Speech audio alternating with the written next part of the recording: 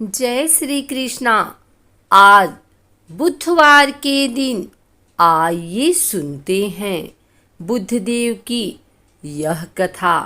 समतापुर नगर में मधुसूदन नामक एक व्यक्ति रहता था। वह बहुत धनवान था। मधुसूदन का विवाह बलरामपुर नगर की सुंदर लड़की संगीता से हुआ था। एक बार मधुसूदन अपनी पत्नी को लेने बुधवार के दिन बलरामपुर गया।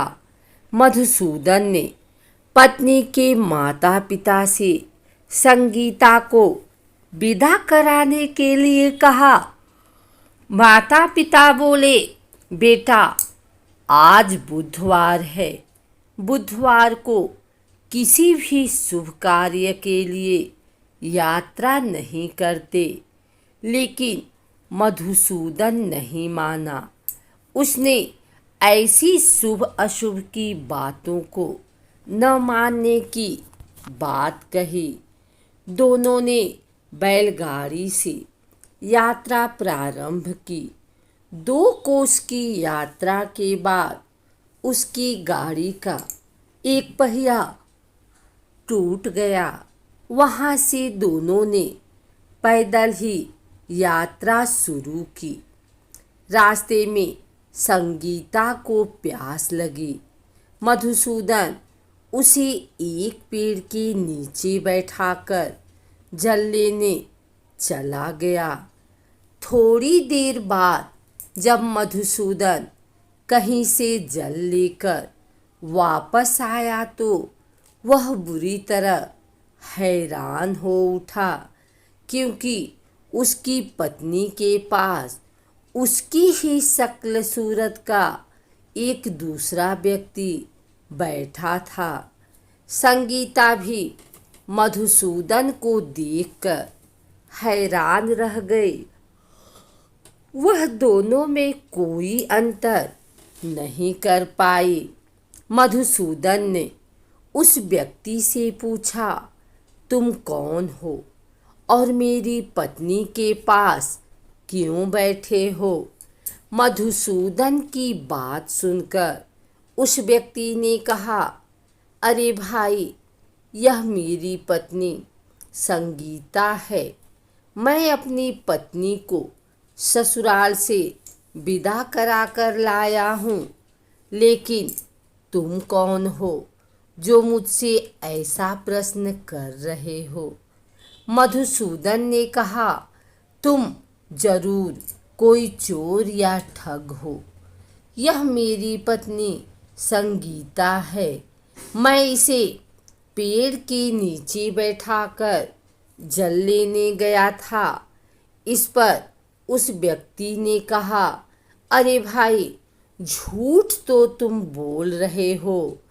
संगीता को प्यास लगने पर जल लेने तो मैं गया था।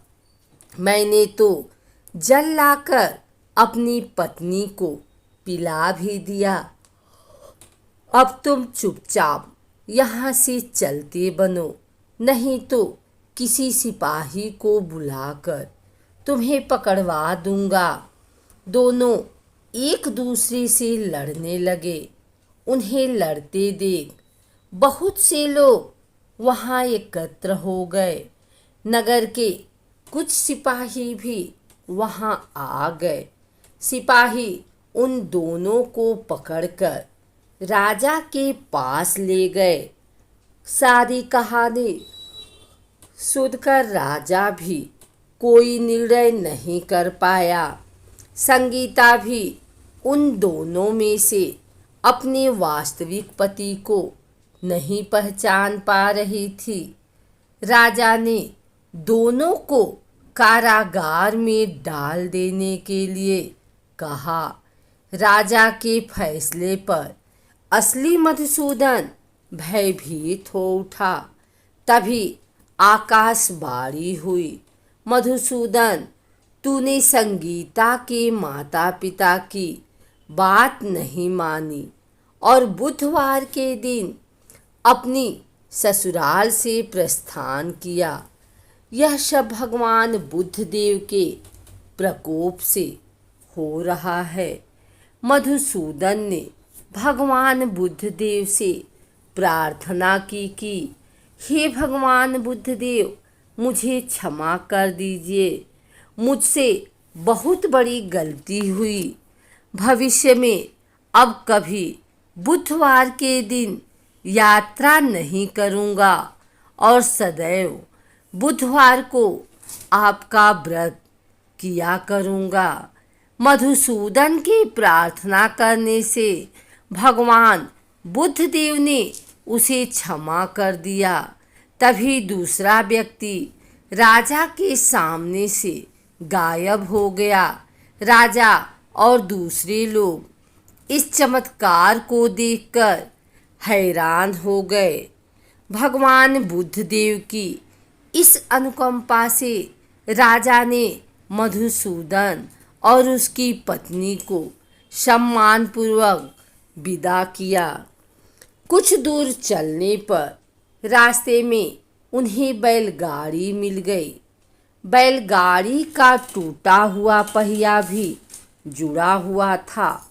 दोनों उसमें बैठकर समतापुर की ओर चल दिए। मधुसूदन और उसकी पत्नी संगीता दोनों बुधवार को व्रत करते हुए आनंदपूर्वक जीवन यापन करने लगे।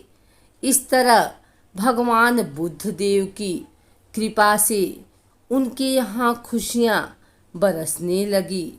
इस तरह जो स्त्री पुरुष विधिवत बुधवार का व्रत करके व्रत कथा सुनते हैं, भगवान बुद्ध देव उनके सभी कष्ट दूर करते हैं। बुधवार को सुबह जल्दी उठकर स्नान करने के बाद भगवान गणेश और बुद्ध देव की मूर्ति को तांबे के पात्र में स्थापित करें। मूर्ति स्थापित करने से पहले अच्छे से पात्र को साफ करें। पूर्व दिशा की ओर मुख करके पूजा करना शुभ माना जाता है। पूर्व दिशा में अगर पूजा संभव नहीं हो पाए तो उत्तर दिशा की तरफ मुँह करके पूजा करें। फूल, धूप, दीप, कपूर, चंदन से भगवान गणेश की पूजा आसन पर बैठकर करें। गणेश जी को दुर्वा बहुत प्रिय है, इसलिए बुधवार को दुर्वा शुभ होता है अर्पित करना। साथ ही मोदक का प्रसाद गणेश जी को भोग लगाएं।